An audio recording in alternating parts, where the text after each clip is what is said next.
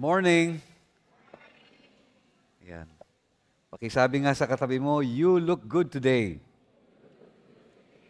Ayan, talaga. Amen. And amen. Hallelujah.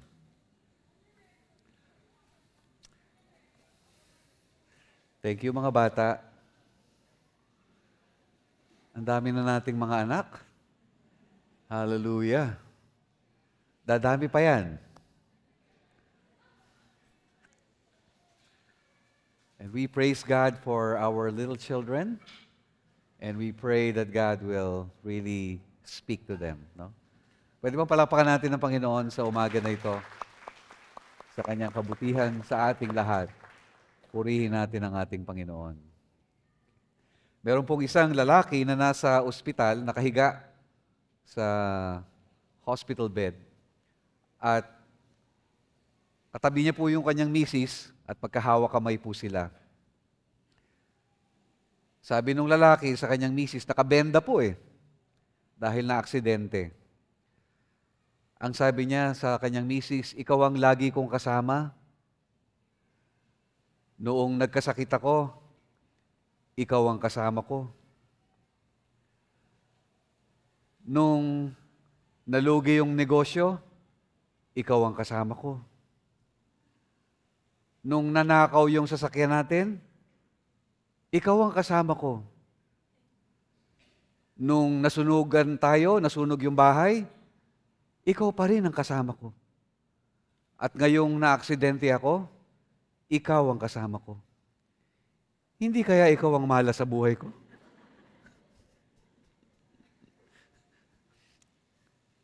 Hindi naman. Sabi mo nga sa katabi mo, ikaw ang blessing sa buhay ko. Yan. Sabi mo sa kabila naman, sabi mo, ikaw ang blessing sa buhay ko. Amen and amen. So kapag kasama natin ang Panginoon, ay talagang punong-puno ng blessing. Amen po ba? Ang topic po natin sa umaga na ito ay growing in faith. No? Growing in faith.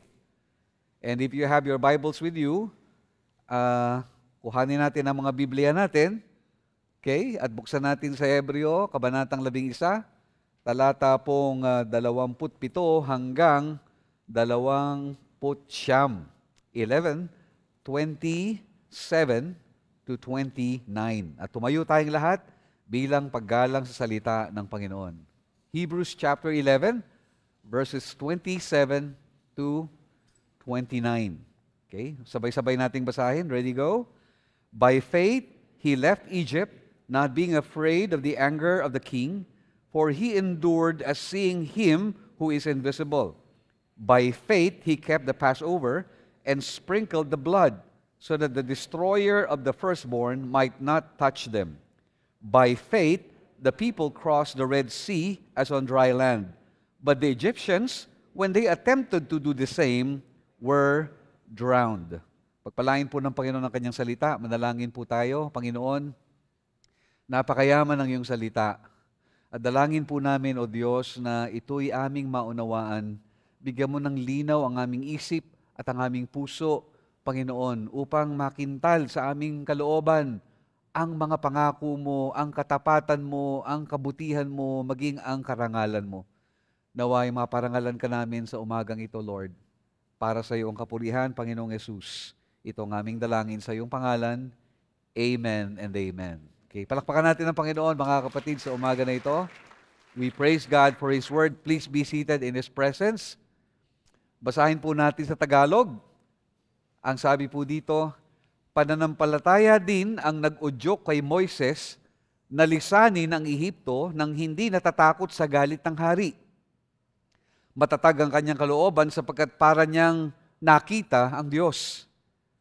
Dahil din sa pananampalataya, itinatag niya ang Paskwa at iniutos sa mga Israelita na pahiran ng dugo ang pintuan ng kanilang mga bahay upang huwag patayin ng anghel na mamumuksa ang kanilang mga panganay. Dahil sa pananampalataya, nakatawid ang mga Israelita sa dagat na pula na parang lumalakad sa tuyong lupa. Samantalang nalunod naman ang mga Ehipsyo nang ang mga ito ay tumawid. Hebrews chapter 11. mga kapatid. Ang tawag po sa chapter na ito ng Biblia ay the Hall of Faith, no? Or sa Hollywood, merong Hall of Fame eh. Pero ito, Hall of Faith, the heroes of faith. Mga karakter po ng Biblia sa Lumang Tipan na nagkaroon ng pananampalataya sa Diyos, lumago sa kanilang pananampalataya, at sila po'y nakilala. Hindi dahil sa kanilang talino, hindi dahil sa kanilang galing, hindi dahil sa kanilang husay, hindi sa kanilang lakas o yaman. Nakilala sila dahil sa kanilang pananampalataya. Amen po ba?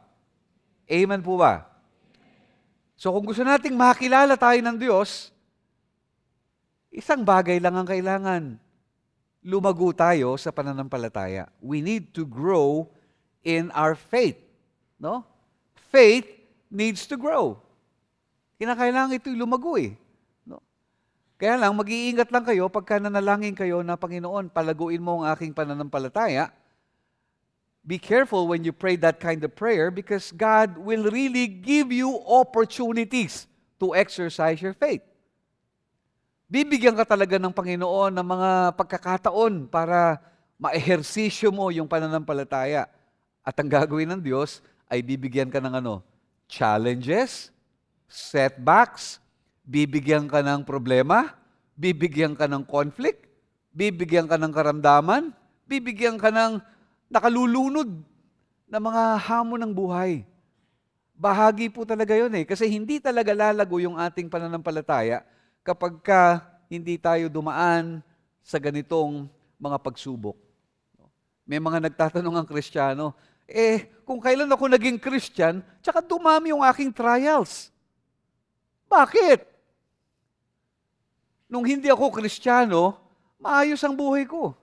Pero mula nung tanggapin ko si Jesus sa aking puso, at naging Christian ako, umatid ako ng Crossworld, bakit ngayon ay sakbibi ako ng mga problema at napakadaming mga challenges sa aking buhay?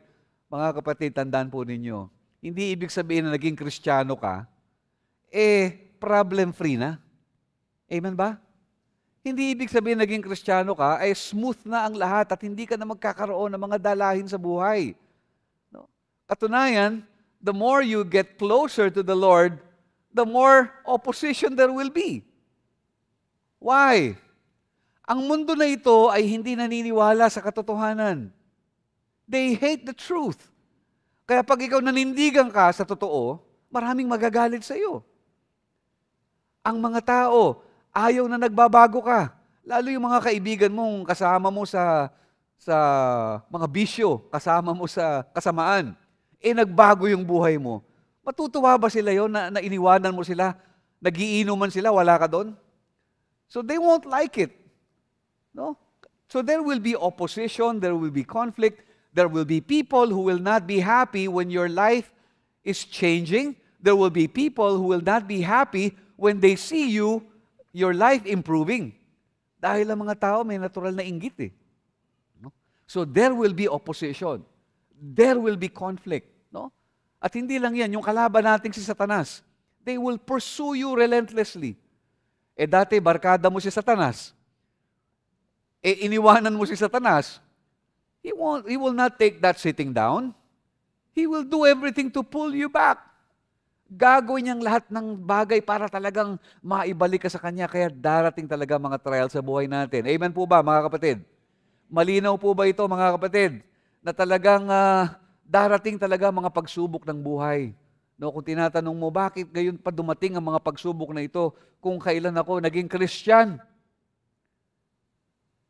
Isang bagay lang ang totoo, mga kapatid. Whether naging Christian ka o hindi ka naging Christian, darating yung pagsubok na yon.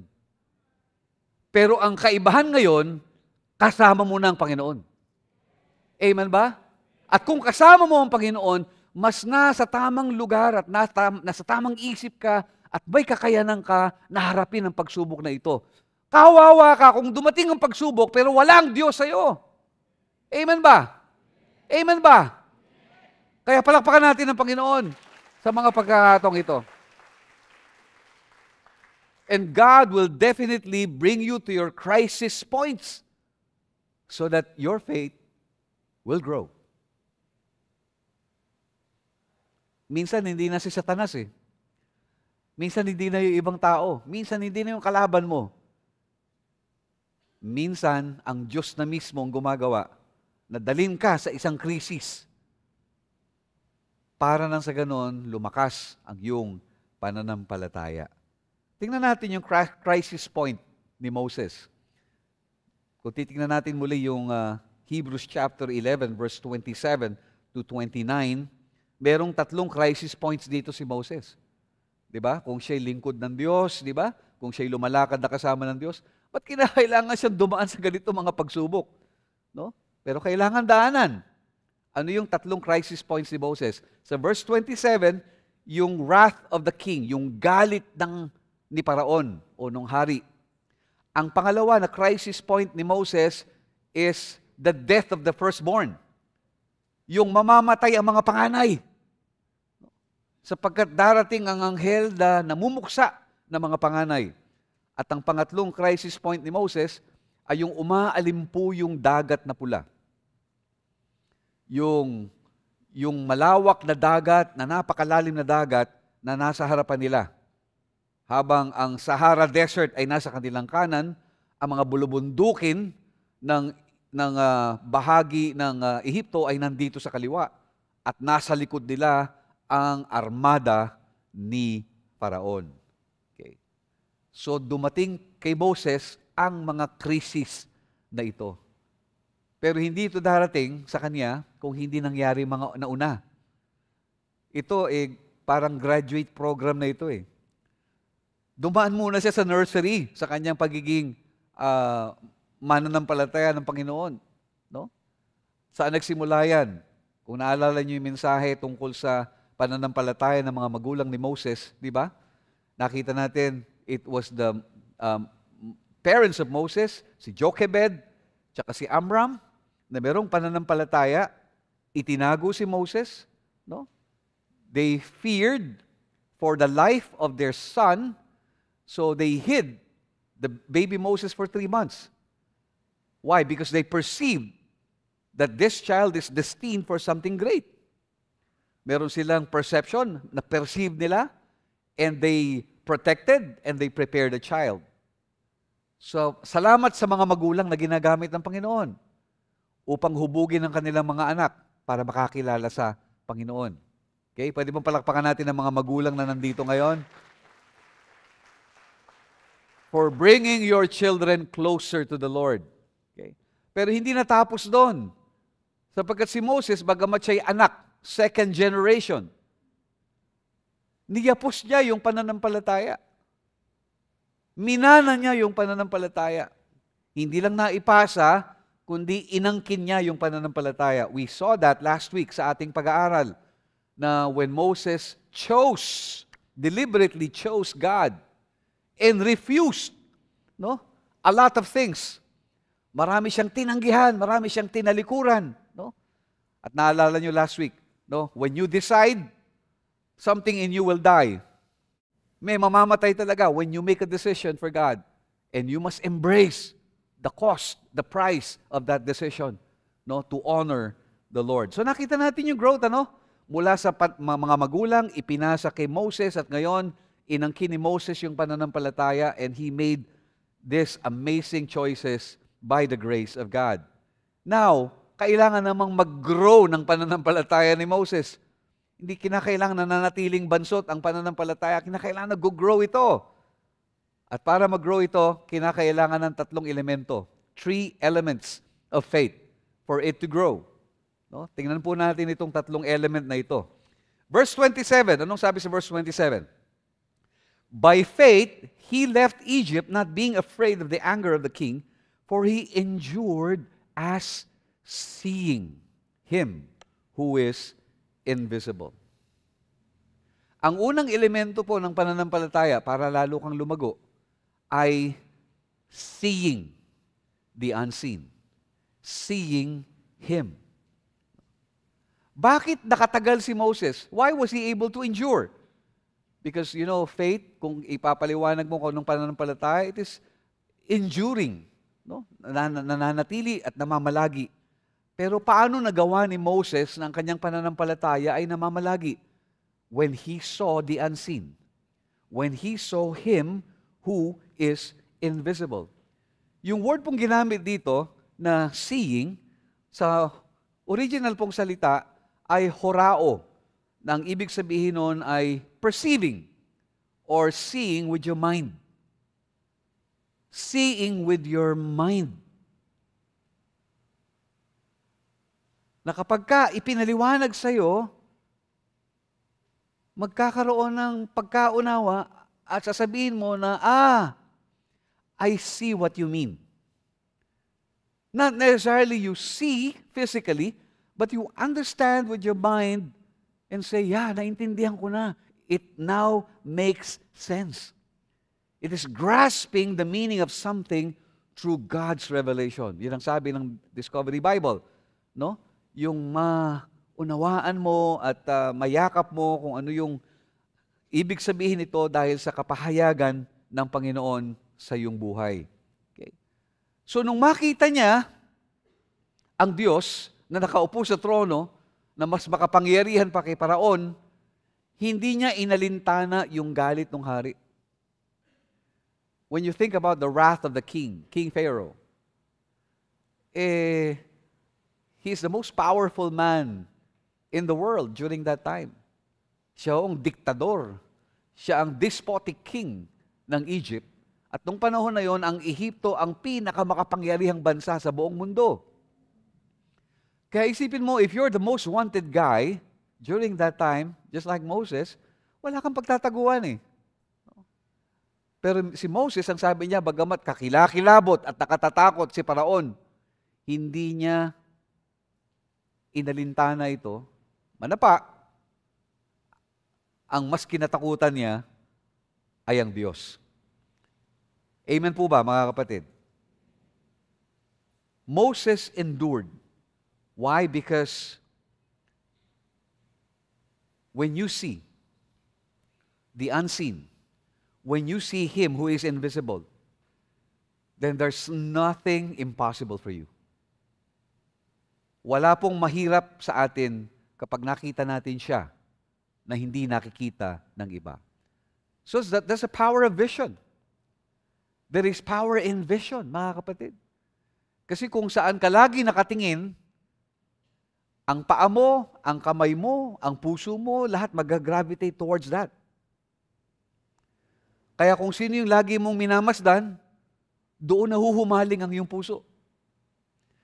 Kung anong lagi mong pinanonood sa iyong reels, sa YouTube, sa Instagram, sa Facebook, kung anong yung pinanonood, doon ka patungo. In fact, merong ang algorithm na kung ano yung nilike mo, magugulat ka na lang maya-maya, lahat yung item na nilike mo, kutakot na mga feeds ang papasok sa'yo na related doon sa nilike mo.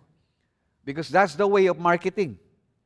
Yan ang paraan ng mundo para bilhin mo sila. No? So, ibibigay ang hilig mo. Ang tanong, saan nakatuon ang iyong mata? Saan nakatutok ang iyong paningin? Kasi kung saan ka nakatingin, no, doon ka patutungo. And there is power in vision. No? I'm not talking about the name it and claim it doctrine, ano? O yung believe it and achieve it doctrine na prosperity gospel. Na kapag ka nakita mo, makukuha mo. Diba? Kaya may mga pastor na ganyan eh. Na angkinin mo, sabi mo, akin yan. Diba? Parang ganon. We're not really teaching that. But there is power with seeing with the eyes of faith. For as long as it was given by the Lord. Kapag ibinigay ito ng Panginoon sa iyo. Kahit sa buhay mo, napakahalaga din that you see with the vision that comes from the Lord. Nung ako ho'y batang pastor, talagang wala ho akong kilalang pastor na mayaman eh. Ang kilala kong mga pastor, yung mga pastor na mga, ang barong ay mga may sulsi, ang sapatos ay nakanganga, no? Ang pantalon ay may tahi. Yun ang aking exposure. During the 1980s, wala po akong kilala mga pastor na mayayaman. Kaya sabi ko, Lord, kung ako'y magpapastor, okay lang na ako'y maghirap. No? Sanay naman ako dyan. No? Kaya hindi ako masyado nangangarap nung panahon na yon. Ang nakita ko lang, pastor na mayaman no, si Bishop Pio Tika. Na kapag iniimbita natin dito, nakakotse siya. No? Pero bukod sa kanya, wala na akong kilalang pastor na may kotse. Sabi ko, sana maging kagaya ko ni Bishop Pio. No? So nangarap po ako magkaroon ng sasakyan. And the Lord gave us a vehicle in year 2000. Kasi po, ilang taon bago po ako nagkaroon ng sasakyan, siguro it was 14 years in the ministry. Nasanay po ako nung una kong sweldo, ang binili ko yung bisikleta. So dinadalaw ko po yung mga membro dito sa Bagong Silang, sa Bayugo, daladala ko po yung bisikleta ko. Tapos natuto po ako magmotor, nanghihiram po ako ng motor ng mga membro, dumadalaw ako sa mga membro gamit yung motor ng isang kapatiran. May pagkakataon po na natuto po ako mag-tricycle. So, meron tayong membro na may tricycle, may garahe kami, wala kaming sasakyan. Nakikipark. Sabi niya, Pastor, pwede bang i-park yung tricycle dyan sa bahay ninyo? O sige, Pastor, pagka kailangan mong gamitin mo. Kaya may pagkakataon, ginagamit ko po. Nung bata po akong pastor, ako'y nakabarong. No? Talagang long sleeves po yon. No? Dala-dala ko po yung tricycle, ako po nagmamaneho. No? Habang bumibiyahe po ako mula Hulo patungo dun dito sa Kalbaryo, at may mga pumapara sa akin, pero nag-iisip. Ano ba yun? No? Driver ba talaga yun? O ano? Pero sabi ko, saan magkaroon po ako ng sasakyan, no? Natuto po ako mag-drive nang wala akong sasakyan. No? Nanghihiram po ng mga owner type na jeep, nanghihiram ng kotse, ng may kotse. No, but finally, the Lord grant our desire in year 2000, no? Although very controversial yung pagkakaroon ko ng sasakyan noon, no? But nevertheless, God bless us with a vehicle. Year 2000, after 14 years in the ministry, mga kapatid. At tumagal po yung sasakyan na yon ng 13 taon. 13 taon. At nananalangin po ako, Lord. Sabi ko, kasi power of vision eh. So ini-imagine ko po, susunod kong sasakyan, Santa Fe. Sabi ko noon, nangangarap ako, susunod kong sasakyan, Santa Fe. Mahal po yun, pero bahala na si Lord. Sabi ko gano'n. No? Kaya lang po, doong mga taon na yon, ay ini-imagine ko na, dinadrive ko talaga, Santa Fe. 2013, lumabas yung third generation ng Santa Fe. Kaya sabi ko, nai-imagine ko na, nagdadrive ako ng Santa Fe. Kaya lang, during that time, meron pong crisis sa church. At yung pangarap kong magkaroon na hindi po nangyari. Dahil may mga nag-alisan sa church, may mga nagreklamo pa, meron pang nagsabi na bibigyan na nga ng sasakyan. Gusto pa, Santa Fe. No? Parang gano'n. Bibigyan na nga namin ng sasakyan. Santa Fe pa gusto. No? Hindi na. Parang gano'n. So may mga ganong issue mga kapatid. Talagang binabalutan ng hiwaga ang mga pangyayaring ito. Kaya sabi ko, di bali na lang. Pero sa galit ko, mga kapatid, noong 2013, no? Medyo galit ako noon eh. Sa galit ko, mga kapatid, bumili ako ng kotse. Nag-down po ako sa Honda City para makuha ko po yung Honda City 2013 model. Dati, hindi ko ma-imagine makakabili ako sa sasakyan eh. Pero I was amazed that I was able to, give a down payment and I was able to pay it continuously. Kasi sa galit ko, bumili po ako ng sasakyan dahil galit ako. No, huwag niyo akong gagalitin. Pero sa galit ko na yon, napansin ko lang nung dinadrive ko yung aking auto, sumasakit yung likod ko. So nagkaroon ako ng back pain. Kotse naman yun. Pero I just wondered why. Beginning 2013, nagkaroon po ako ng back pain. Kasi sinabi ng Lord sa akin, kasi bibigyan naman kita ng sasakyan mali yung attitude mo, galit ka bitter ka Kaya yan ang napala mo. Galing sa akin yung back pain na yan. No? Dahil nga hindi tama ang puso mo when you bought that car. So, 2013 po yun. 2015, nananalangin pa rin ako. And when Pastor Rasitas went home from a speaking engagement, no, ay ang dala-dala po niyang love gift ay love gift pambili ng sasakyan. No? First time po namin makatanggap ng love gift na kalahating milyong piso. Tinatanong namin, is this for the church? Kasi bibigay namin if that is for the church. Sabi niya, no. This is for your SUV. You need to buy an SUV. Tulong namin yan sa inyo. So, our friends gave us 500,000 pesos. Hindi namin po binili ng sasakyan ng 2015. Kasi po, crisis sa church nung panahon na yon. Hirap na hirap ang church sa pera. Ginawa po namin yung 500,000, sabi ni Pastora, pa, pwede bang itulong muna natin sa church during this time of crisis? No? Although, pambili ito ng bagong sasakyan, wag nating munang ibili. So the Lord spoke to Pastor Rasitas. At sabi ko, yes, sige, yan ang gawin natin. So binigay po namin sa church. And in 2017, nung medyo nakaraos-raos po, lo and behold, God gave me a Santa Fe. Amen po ba? So there is power in vision. Napakahalaga po nung meron kang vision, nakikita mo eh. Amen ba? Ay, iniisip ko yung pang-apat kong sasakyan. Kaya lang, wag na lang. Secret. Confidential. Actually, I'm no longer dreaming of any. Sabi ko, Lord, hindi na ako kagaya dati na masyado mapusok. Bahala ka na lang po. Whether you will give us or not, it's okay. But I see, not the vehicle, but I see you. That's exactly what happened to Moses, mga kapatid. And Moses needed to grow up. Ang sabi po dito, sa verse 27, by faith he left Egypt, not being afraid of the anger of the king, for he endured as seeing what? Seeing him, not things. Seeing him, not things.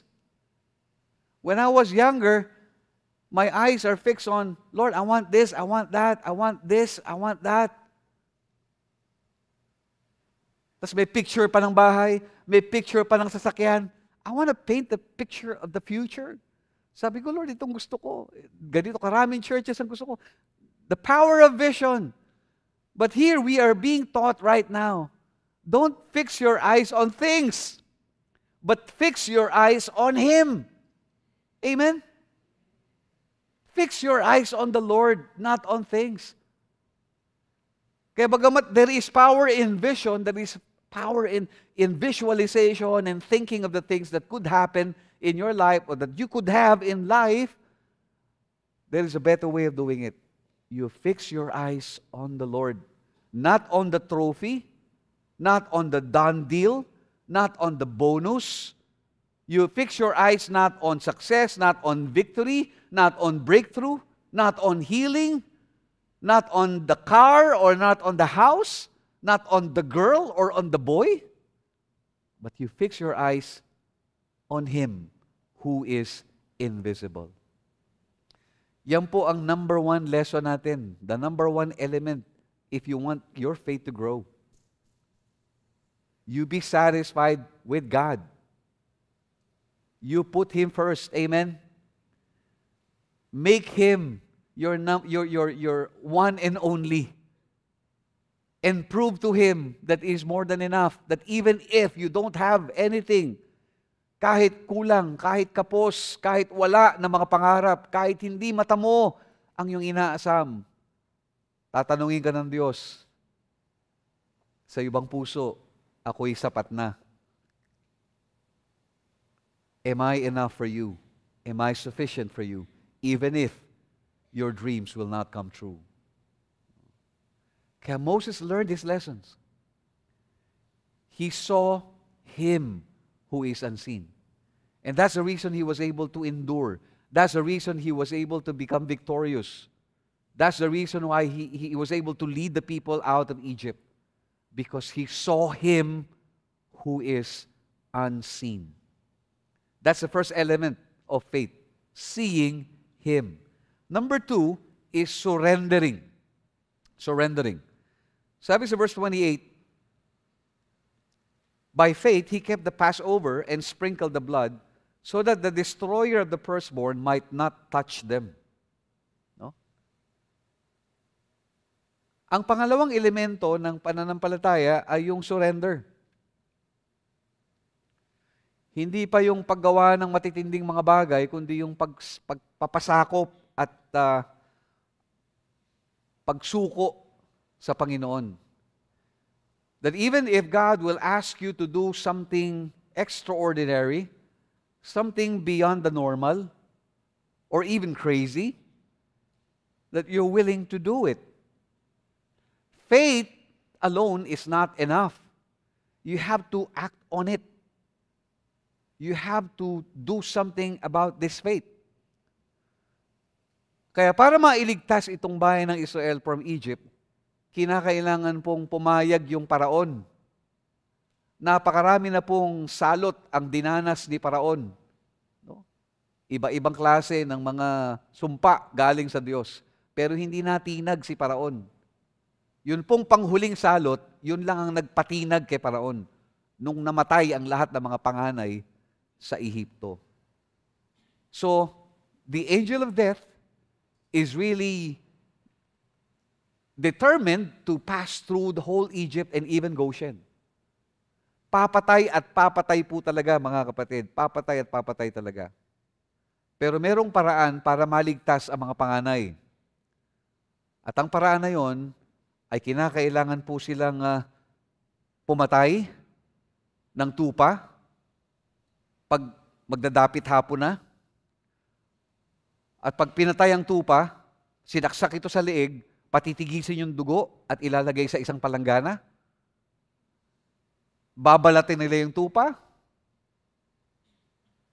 Kanilang lulutuin ng tupa at yun ang magiging pagkain nila. Pero yung dugo ay kinakailangan po nilang ilagay sa may pinto. Kumuha po silang ng tambo. Idawdaw nila yung tambo doon sa palanggana at ihilamos doon sa pinto yung dugo.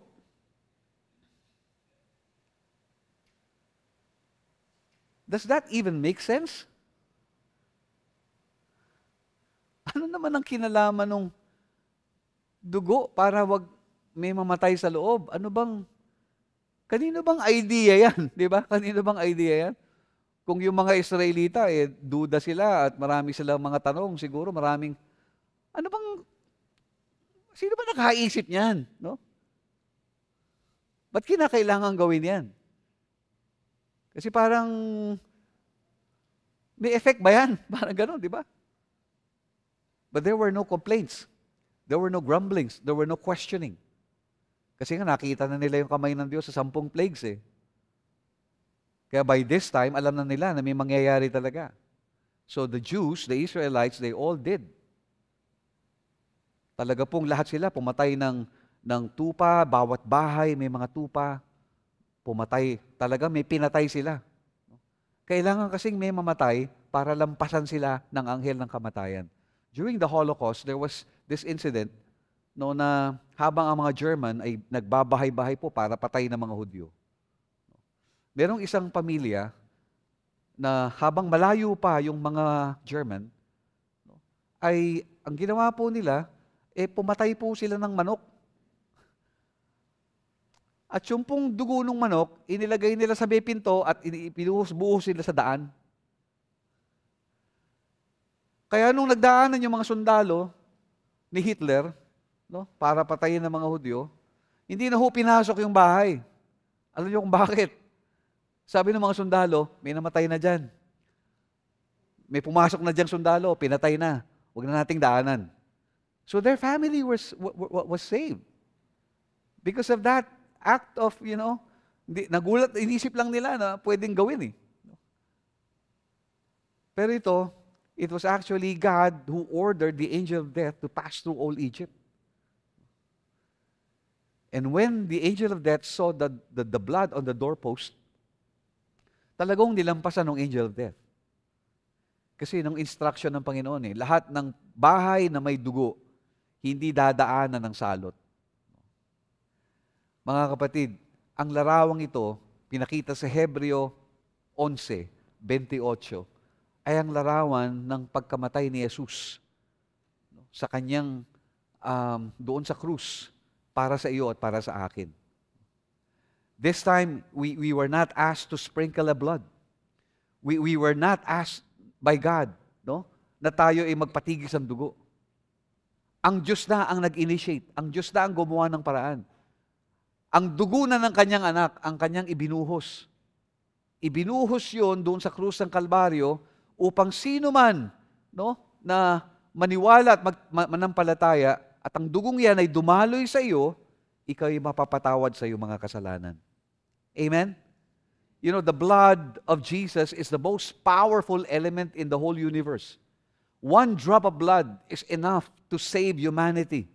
One drop of blood is enough to forgive all sins. One drop of blood is enough to heal all kinds of diseases.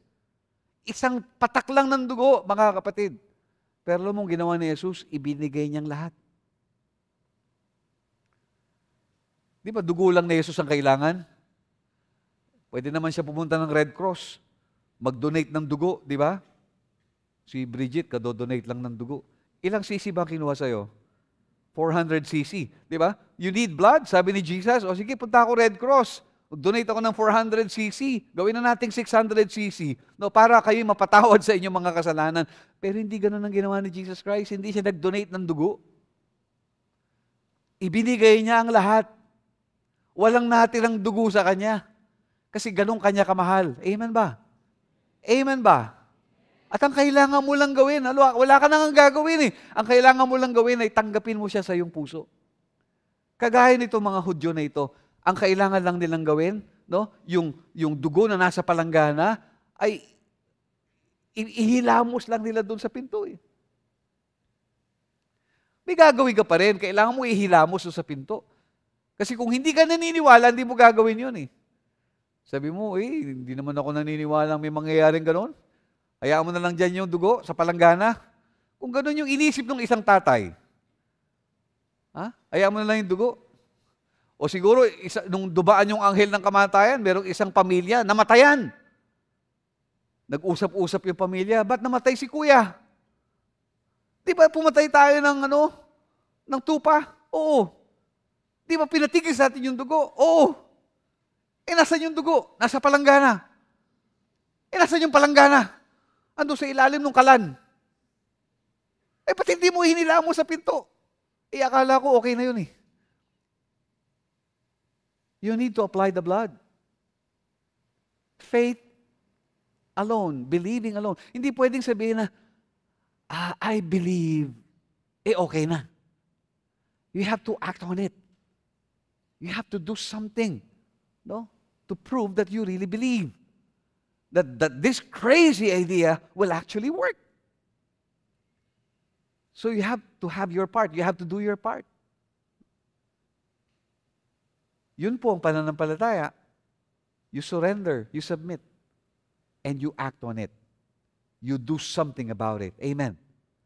Now, when the blood is on the doorpost, kapag ang dugo po ay nandoon sa pintuan, no, hindi na uuriratin, mga kapatid, kung yung nandun sa loob, karapat-dapat o hindi. Hindi na tatanungin nung anghel ng kamatayan, no, yung bang mga nakatira dyan, mababait? Yung nakatira ba dyan, nagtatights? Yung bang mga nakatira dyan, ay ma-attend ng crossworld? Yung bang mga nakatira dyan, ay mababait na mga tao? Hindi na tinatanong yun. Ang tinitingnan lang, sumunod ka ba? Yung pinto mo ba, yung hamba ba ng pinto, ay may dugo.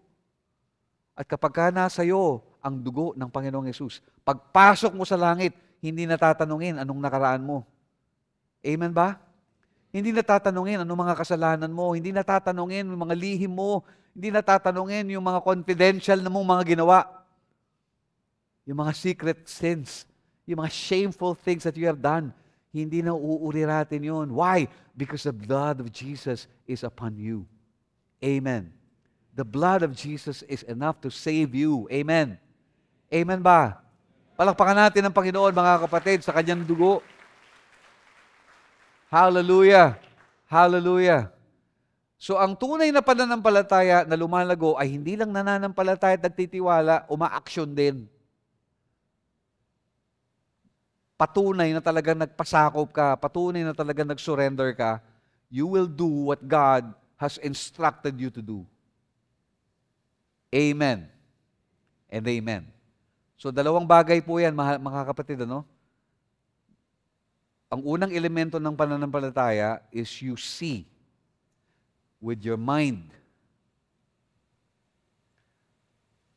Pangalawang aspect ng pananampalataya, no, is you surrender with your heart. Meaning, no questions, no complaints, no arguments. You obey with your heart. Amen. Yung pangatlo, hindi lang nakita mo nang may pananampalataya. Nanampalataya at nagtiwala ka sa iyong puso at sumunod ka. Kahit tingin mo parang medyo malabo yata ito, pero sumunod ka at nagtiwala ka sa Panginoon. Yung pangatlo, mahalaga. Kasi sabi sa verse 29, no? Tingnan natin verse 29. Anong sabi po sa talatang ito? Verse 29. By faith, the people crossed the Red Sea as on dry land, but the Egyptians, when they attempted to do the same, were drowned. Okay? They drowned.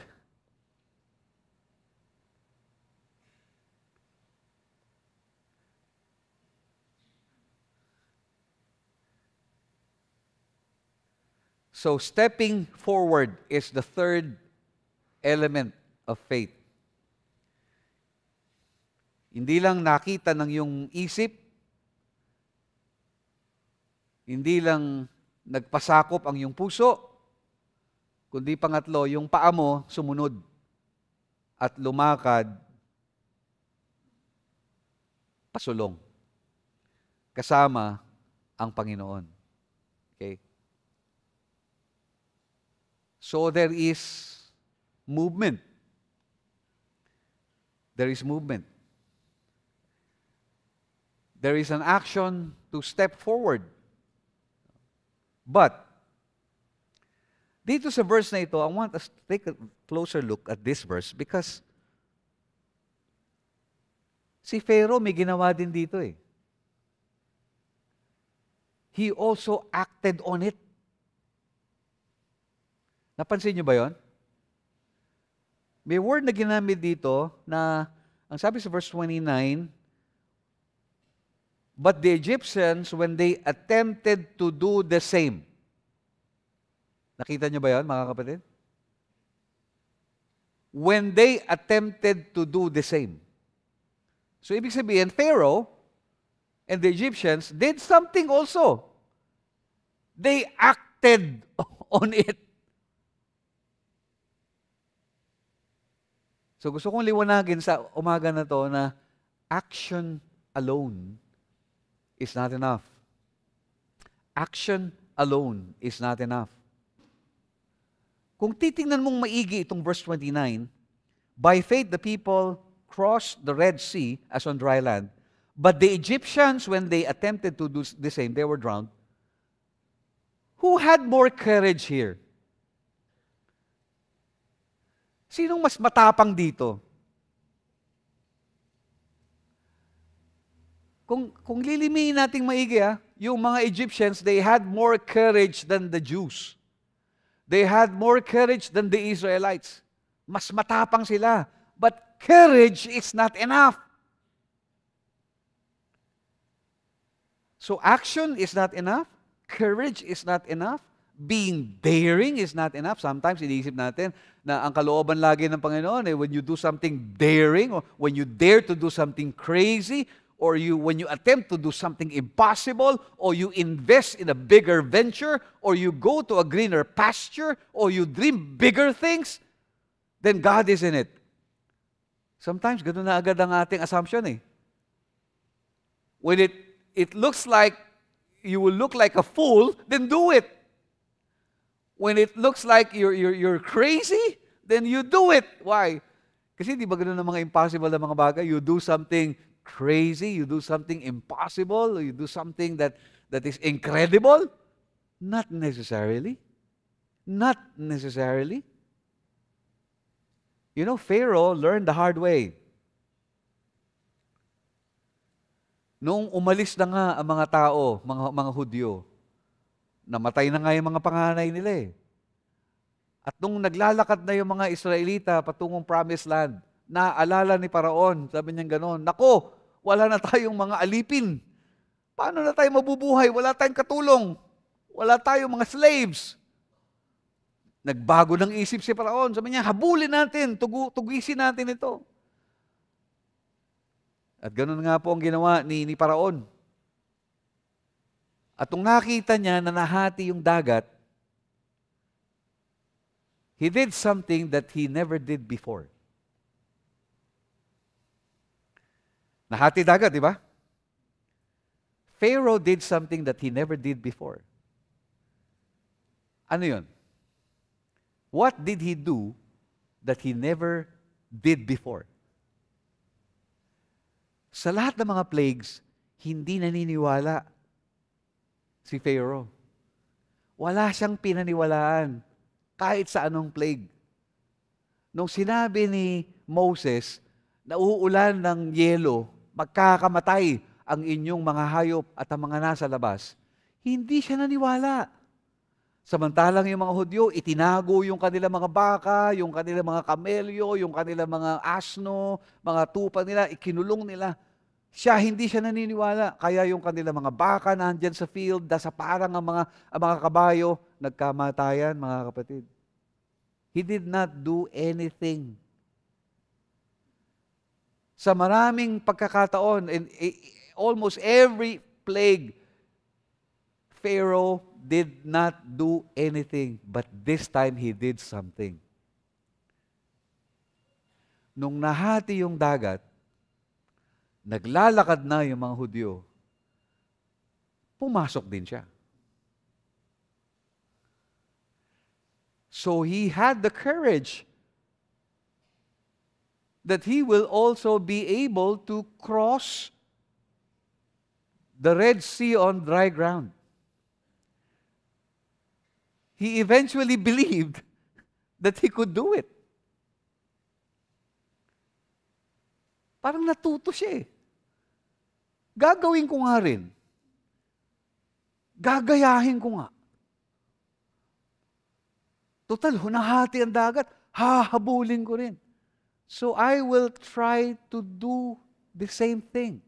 Yung word na ginamit po dito, they attempted to do the same. They tested the water. They tried. Never before done in Egypt. They tried it, thinking that it will also work for them. But what's the difference between the Jews and Pharaoh? What's the difference between Moses and Pharaoh? The difference is faith. The difference is faith. Obviously, Pharaoh had the courage. Obviously, they were daring. Obviously, they were courageous enough to do something crazy. But they didn't have faith. Yun ang malaking kaibahan. Wala siyang narinig sa Diyos. Wala siyang nakita galing sa Diyos. Ang nakita lang niya si Moses. Ang nakita lang niya yung mga Israelitang naglalakad doon, tumawid ng dagat na pula, tuyo yung lupa. Yun lang ang nakita niya. At dahil nakita niyang nagawa ng iba, gagawin din niya. So that's not real faith. That's an imitation. That's a copycat. Tanong ko sa iyo, kapatid, ikaw, anong pananampalataya mo? Yung bang pananampalataya mo, iyo? Dahil narinig mo ang Diyos? Dahil nakita mo siya? O dahil ginagaya mo lang yung parents mo? O dahil ginagaya mo lang yung leader mo? Or dahil ginagaya mo lang yung isang taong hinahangaan mo? And because you want to emulate, you want to somehow follow the footsteps, So you will do it. You will attempt to do the same. But there's a danger in doing something even extraordinary when you do not really hear from the Lord. Kung hindi mo narinig sa Panginoon, huwag mong gagawin kahit ginagawa ng iba. Yan ang problema kapag ang pananampalataya mo hindi iyo. Kapag ang pananampalataya mo pinasa lang sa'yo ng magulang mo, hindi talaga iyo. Kasi kapag pinasa lang ng magulang mo sa'yo yung pananampalataya at meron kang faith bilang isang young people, ma-attend ka ng church, hiram lang yun. Hiram na pananampalataya. Kaya pag wala yung magulang mo, hindi nagpunta ng church, hindi ka rin pupunta. Bakit? Hiram lang yung pananampalataya mo.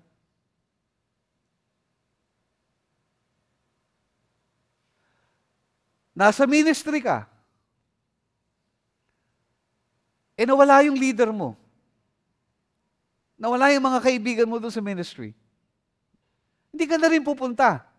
Hindi ka na rin magmi-minister. Why? Hiram Hiram din kasi. You don't own it. You don't really have it. I want you to own that faith. I want you to draw closer to the Lord and see God for who He really is.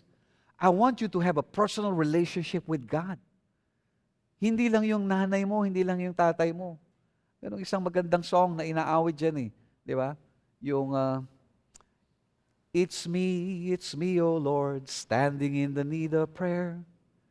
It's me, O Lord, standing in the need of prayer. Not my father, not my mother, but it's me, O Lord, standing in the need of prayer. Not my brother, not my sister, but it's me, O Lord, standing in the need of prayer. It's me, O Lord, standing in the need of prayer. So sana kapatid, yung pananampalataya mo, iyo talaga. Hindi lang pananampalataya ng magulang mo, ng mga ninuno mo, kundi pananampalatayang nasa puso mo. Amen. Amen ba? So nakita natin, faith alone is not enough. You need to act on it. Pero nakita din natin dito that action is not enough. You have to have faith. You have to have faith. You have to have a relationship with the Lord. Kaya nasabi ko dati, di ba? Ano yung WWJD? What would Jesus do? Anong sabi natin sa what would Jesus do? Di ba? Yan ang madalas, yan ang philosophy natin when we are on a crossroad or when we want to do something. Tatanungin natin, ano kayang gagawin ni Jesus kung siya yung nasa kalagayan ko? But there's a better way of approaching it. Instead of saying, what would Jesus do? We ask the question, what is Jesus doing? WIJD. What is Jesus doing? So, ibig sabihin nito, matama kang nakikipag-ugnay sa Panginoon at minamasdan mo anong galaw ng Diyos. At kapag nakita mong doon siya patungo, doon ka pupunta. Pag nakita mong ganitong ginagawa niya, yun ang gagawin mo. Bakit? Meron kang malapitang ugnayan sa Kanya. Pero mas mahalaga yung pangatlo. Instead of saying, what is Jesus doing? Siguro mahalaga yung, what is Jesus saying? Right now. WIJS. Kasi what would Jesus do? Yung mga ginawa niya nung nandito siya sa lupa Pero ngayon, ano ang sinasabi ng Panginoon sa iyo? Sa iyong devotion kanina, sa iyong pakikipag-usap sa Panginoon, ano bang mensahe niya sa iyo? Anong saloobin ng Panginoon? Anong bilin ng Panginoon sa iyo? Anong tibok ng kanyang puso? Magsasalita siya, kapatid. But the question is, are you listening? Are you in tune with Him? Or there's so many voices that you're listening to. But are you in tune with Him? He will definitely speak. But are you listening? Kaya sila po'y nakatawid ng dagat na pula. They had nowhere to go, but they were able to do it because of the power of the presence of the Lord and because there is a direct message from the Lord. Ang sabi ng Panginoon kay Moses, huwag ka nang mag-pray, huwag ka nang umiyak. Itaas mong yung tungkod, no? At hatiin mo ang dagat, no? At ako nang bahala sa dulo. Itaas mo lang yung tungkod mo sa harapan ng dagat, mag-aalimpuyo ang dagat, no? Pero mahahati yan sa gitna. At nung lumakad po yung mga tao, naku, tuwan-tuwa siguro yung mga tao habang lumalakad sila kasi wall po dito pader ng tubig dito, pader ng tubig dito Siguro habang naglalakad po sila, nakita nila yung mga isda no? Nakita nila yung butanding, nakita nila yung mga balyena, nakita nila yung iba-ibang klase ng mga isda, pati mga pagong nandyan. So meron sila pong aquarium tour. What a treat. Di ba? Hinabol ng mga Ehipsyo, thinking that they were able to do it, imitating the Jews. Pero ang ginawa ng Diyos, habang tumatawid, mabagal yung mga tao, tumawid Ang ginawa ng Panginoon, binalaho yung mga karyota doon sa gitna ng dagat na pula. Nabalaho po sila, hindi sila makausod-usod. Na flat tire Nagkabangga-banggaan. Nung nabalaho sila, nakatawid na yung mga Israelita, tsaka ibinalik ni Moses yung dagat, nalunod sila lahat. Yung pong ibang mga hindi naniniwala sa Diyos, sabi gano'n, hindi naman totoo yun. Yung nahati ang dagat, hindi totoo yun. Katang-isip lang yan. No? Ang totoong nangyari dyan, sabi ng mga dalubhasa daw, ang totoong nangyari dyan, low tide. Low tide nun Hanggang sakong lang yung tubig. Nung dumaan yung mga, walang himalang nangyari. Hanggang sakong lang yung tubig. Dumaan yung mga Israelita, tumawid sila hanggang sakong lang. Sabi nung isang Bible scholar, mas matinding himala ang kailangan ninyo. Bakit? Paanong nalunod yung mga Ehipsyo? Sa isang sakong sa hanggang sakong lang na tubig, di ba? Mas matinding himala ang kailangan mo doon para malunod ka. Yeah. Amen po ba mga kapatid? Our God is a powerful God. Amen. Amen ba? Siya po yung Diyos na kayang humati ng dagat. Kung pakiramdam mo sa iyong buhay, you are overwhelmed with problems, no? No, sa kanan mo ang maladisyertong Sahara, sa kaliwa mo ang bulubundukin ng Ethiopia. Sa likuran mo, nandyan na nagbabanta na panganib ni Paraon at ng kanyang mga sundalo. At sa harapan mo, nag-aalim po yung dagat. Saan ka pupunta? Pero meron tayong Diyos na makapangyarihan sa lahat. Siyang nag-ahari, makapangyarihan sa lahat. Kaya niyang gumawa ng daan kahit walang daan. Amen? Amen ba? Hallelujah. We have a powerful God. And I want to remind you, when we go back to the verse, sabi po dito sa verse, by faith, Moses left Egypt, and not being afraid of the anger of the king. It's interesting, the word used there, king, is basileis, high potente, makapangyarihang hari. Sabi niya, hindi natakot si Moses doon sa most powerful man in the whole world. Why? Because Moses was more afraid of the one who is unseen. Moses was more afraid of God than Pharaoh. Mas takot si Moses sa Diyos kaysa kay Paraon. I just pray, ito pong 42 days ng prayer and fasting natin, napakaganda po nung bawat araw. Iuwi niyo po yung inyong copy dyan. Kasi sa bawat araw, ipinapakilala kung sino si Jesus, kung sino ang Diyos. Sa bawat aklat ng Biblia, ipinapakita sino ang Diyos. matayog, makapangyarihan. Naway makilala nyo ng lubos kung sino ang Diyos na ito. At hindi nyo lang siya mahalin, kundi magkaroon kayo ng banal na takot sa Kanya. At yung banal na takot na ito ang magbabadya at magbubunsod sa inyo para sundin ang Diyos. Pastor Edmond Chan made an illustration. He gave an illustration in the last IDMC. No? And bago itong illustration na ito, kung meron man akong lesson learned from IDMC 2023 in Singapore, ang aking number 1 lesson, yung pong binanggit niya sa, I think, first session ng aming conference, nung sinabi niya na whatever happens in your life, good or bad, always remember that God is in control. Whatever happens in your life, that He is high above. He is over the flood. He is higher than your struggles. And He is sovereignly in control. Yan pong binaong ko pag uwi. Sabi ko, Lord, yan po pinakamahalagang lesson na natutunan ko sa Singapore. Na kahit anong mangyari sa buhay ko, Panginoon, I will always remember that You are in control.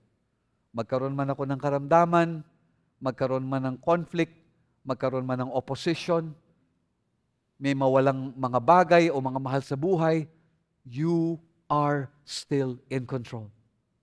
And that's the most important lesson that I learned. And then the illustration that Pastor Ed gave. Si John Bevere, kilala natin si John Bevere, marami tayong aklat niya na binabasa natin dito sa Crossworld, had a chance to talk to Jim Bakker. Si Jim Bakker po, noong mga 1970s, 1980s, ay isa sa mga tanyag na televangelist. Napakahusay pong mangangaral, napakarami pong followers, kaya lang po siya ay nahulog sa tukso. Siya po ay nag-commit ng immorality, siya po ay nagdispalgo ng pondo ng organisasyon. So nagastos niya yung pera ng movement. At siya po ay nabilanggo. Si Jim Bakker, kahiya-hiya po ang naging kalagayan nitong pastor na ito. Napakahusay na pastor, pero natukso ng kasalanan, natukso sa sex, natukso sa pera, natukso sa pride, nahulog po talaga siya. In-interview siya ni John Bevere. Sabi niya, anong nangyari sa'yo, Jim Bakker? Anong nangyari sa'yo? Nawala bang pag-ibig mo sa Panginoon? Have you lost your love for God? Anong nangyari sa'yo? Alam mo sagot ni Jim Bakker? No. I haven't lost my love for God. But what I lost is the fear of God.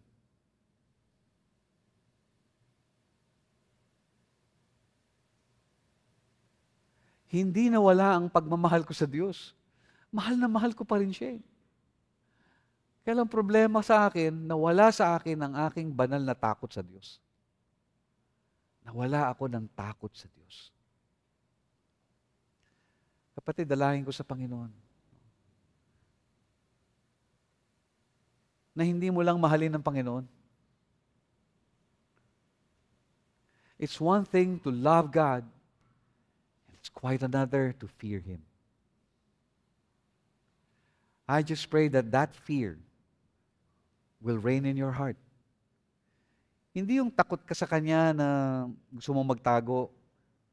Yung takot na ito, yung takot na banal na takot na may paggalang, yung takot na may matayog na pagtingin sa Kanya, yung takot na hindi mo siya binabarkada, na para magkapantay lang kayo pag kayo nag-usap. Oo, mahal ka niya. Oo, tanggap ka niya kahit sino ka. Oo, gagawin niya ang lahat para sa'yo. Pero wag na wag mong iwawaksi ang banal na takot sa iyong puso sa Diyos. Kasi kung may banal na takot ka sa Panginoon, susunod ka sa Kanya. Amen. Amen. Let's just read again the passage. Ano pong sabi diyan? By faith, Basahin natin sabay-sabay. Ready, go? By faith, he left Egypt, not being afraid of the anger of the king, for he endured as seeing him who is invisible. By faith, he kept the Passover and sprinkled the blood, so that the destroyer of the firstborn might not touch them. And by faith, the people crossed the Red Sea as on dry land. But the Egyptians, when they attempted to do the same, were drowned. At nawa, lumago tayo sa ating pananampalataya when we see Him, when we see Him, the invisible one, when we surrender to Him, no matter how crazy is the Lord's command, you will surrender to Him, and then you step forward with Him. No matter how impossible, you act on it. And I just pray that you will know Him, high and exalted, King of kings, Lord of lords, ruler of all rulers. Amen. Manalangin po tayo, mga kapatid.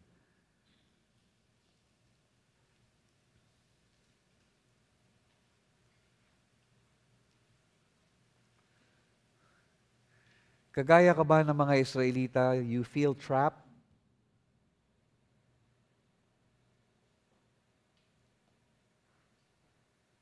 Sa kanan mo, mayroong karamdaman. Sa kaliwa mo, may kabiguan. Sa harap mo, may kalugihan. Sa likod mo, maraming banta. Do you feel that you have nowhere to go? Just look up and see the high and exalted God and draw closer to Him. And find the courage to act by faith in Him. Kapatid, kung meron tayong kasama dito na ikaw ay na-overwhelm ng napakaraming challenges, I want to pray for you. Just raise your hand. Nalulunod ka na sa dami ng problema at kabigatan sa buhay. Just raise your hand. I'd like to pray for you. Ang Diyos natin ay Diyos na naghahati ng dagat. Gumagawa ng daan kung saan walang daan. Yan ang ating Diyos. Pagtiwalaan mo siya. Pwede nang ibaba mga kamay. Ikaw ba'y nandito dahil sa iyong pananampalataya sa Diyos? O dahil nahata ka lang? Are you here because you own the faith? Or you just borrow it from your parents? You just borrow it from your leaders? Na kapag nagka-problema na, aalis ka na rin.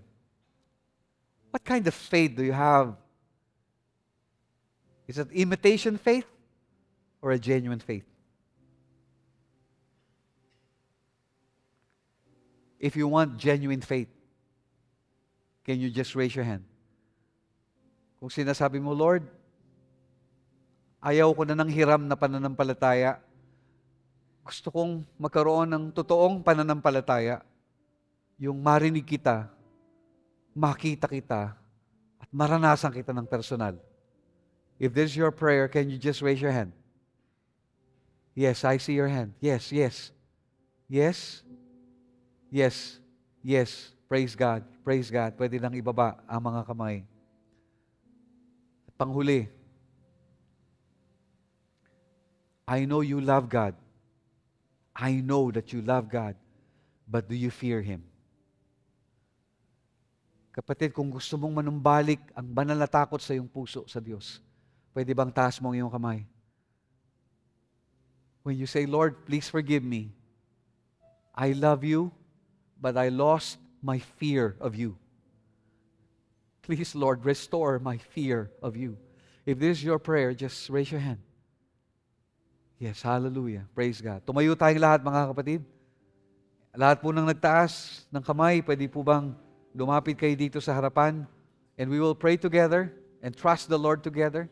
You know, if you want to see God for yourself, If you want to experience God for yourself, just come forward. Lahat po na nagtaas ng kamay. If you want the fear of the Lord to be restored, to be renewed, if you want to return to the Lord, Lord, I want to return to you. I want to return to you. Lord, I want to follow you, surrender to you, and to move forward by faith. Hallelujah. Hallelujah. Let's just worship the Lord right now. Just come forward.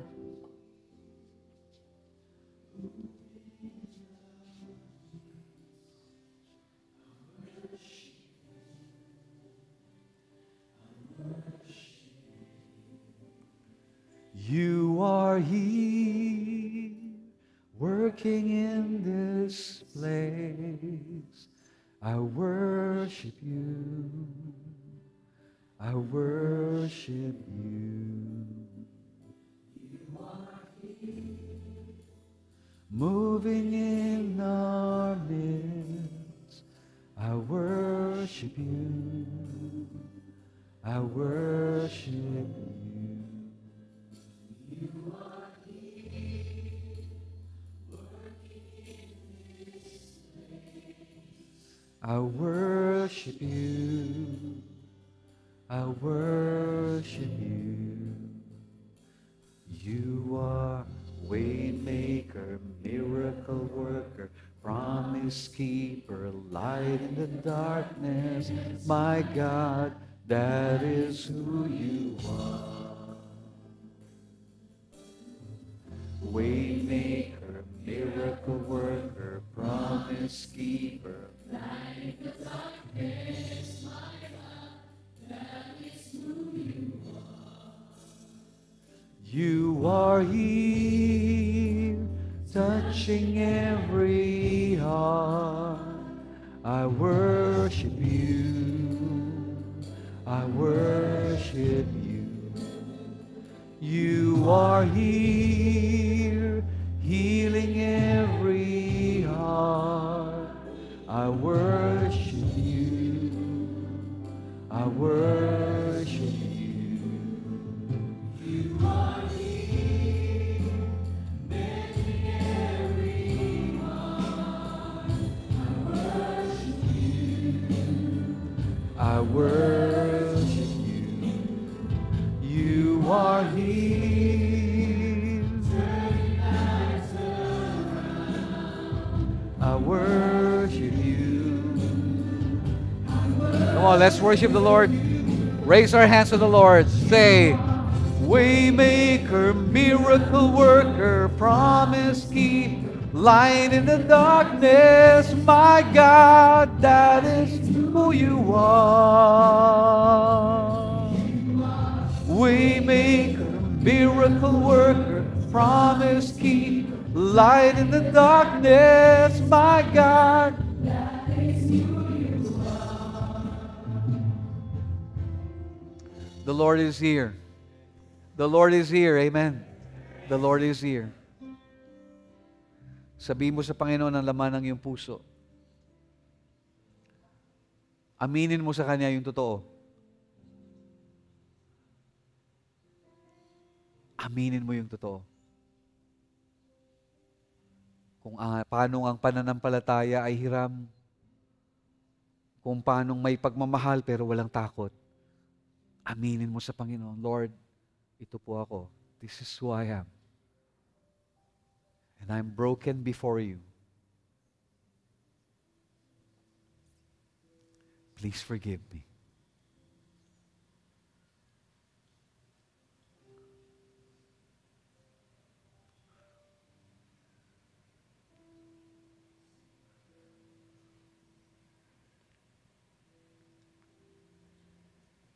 Taas mo yung kamay. Manalangin ka sa Panginoon. Sabihin mo, Panginoong Yesus, nais kitang makilala. Patawarin mo ako kung ang pagkakilala ko sa iyo ay second hand. Hiram ko lang sa iba. Patawarin mo ako. Nanghihiram lang ako ng tiwala. Pero ngayon, nais kitang marinig. Nais kitang maranasan. Nais kitang makita. Bigyan mo ako ng pananampalataya na nagtitiwala sa iyo. Na ikaw ay mabuti at ikaw din ay banal.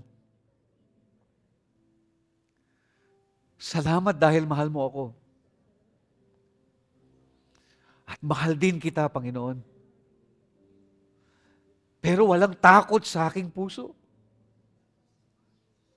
Patawad po, Panginoon. I lost the fear of the Lord. I lost the fear of God. Restore my fear of you, Lord.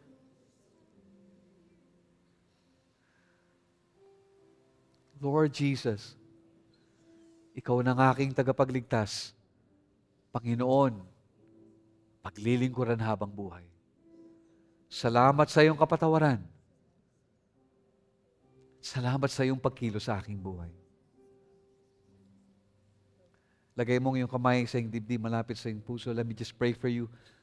Father God, haplusin mo po ang puso ng aking kapatid sa oras na ito. At dalangin kong panumbalikin mo, Panginoon, hindi lamang ang pagmamahal sa iyo, Lord, kundi ang takot sa kanyang puso. Upang siya'y kusang lumayo sa kasalanan, upang siya ay sumunod sa iyo, Panginoon, ng buong puso. Dalangin ko, Panginoon, tulungan mo ang aking kapatid na ito. At lalo sa mga kapatid ko, Panginoon, na nalulunod sa bagyo at baha ng pagsubok. Wala nang masulingan, Panginoon. Lord, prove yourself that you're the way maker, that you're the promise keeper.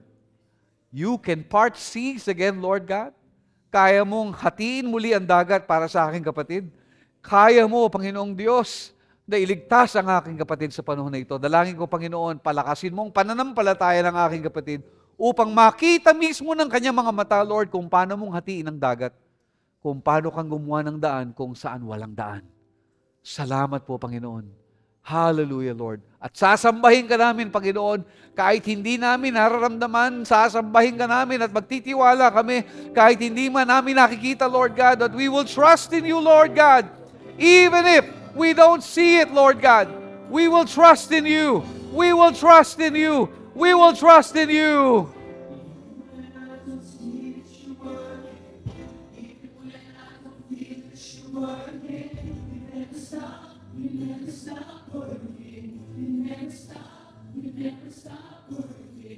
Even when I don't see it, you're working.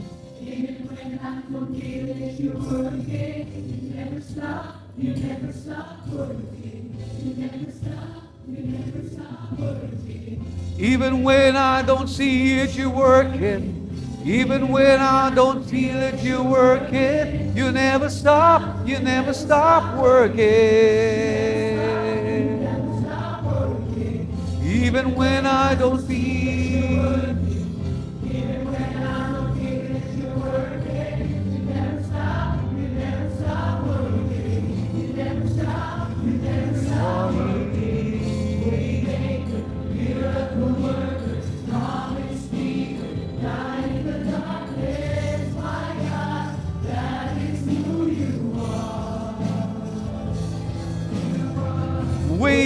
Waymaker, miracle worker, promise keeper, light in the darkness, my God, that is who you are.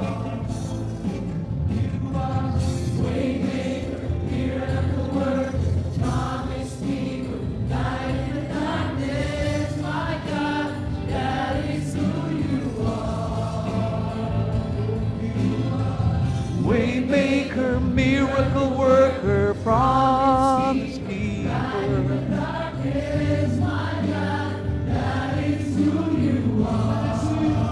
That is who you are. That is who you are.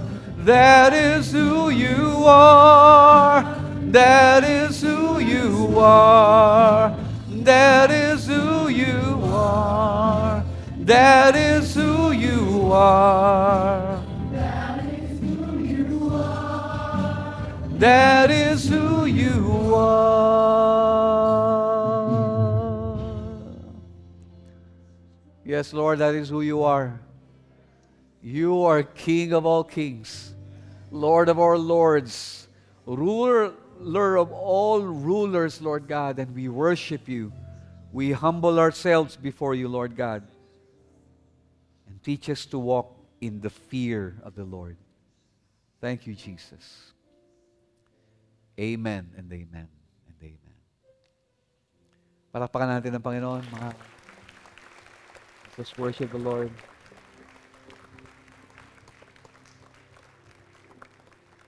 Sige po, baunin natin ang haplos ng Panginoon sa umagang ito at naisin po ninyong laging marinig ang tinig ng Panginoon at maranasan siya sa araw-araw. Amen. I pray that you will get to know Him more, get to know Him better, because that will strengthen your faith. Amen. Sige po, makakabalik na tayo sa ating upuan.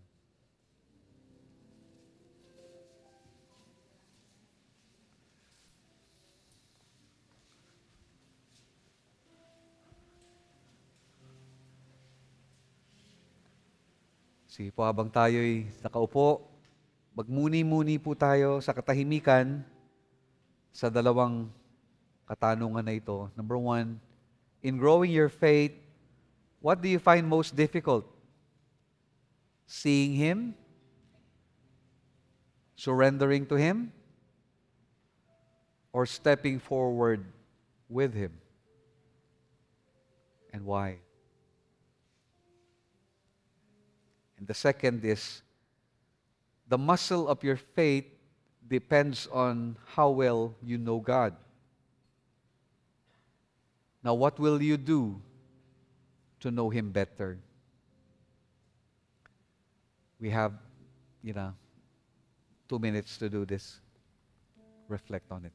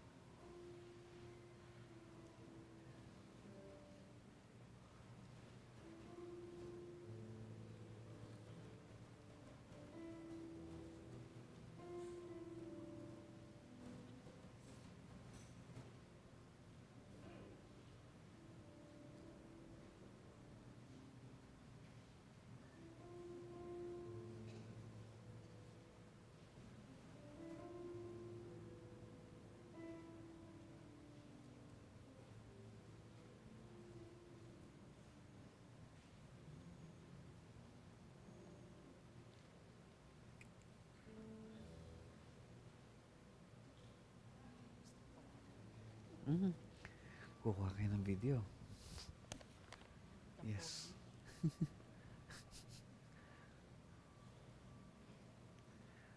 Yes, hallelujah.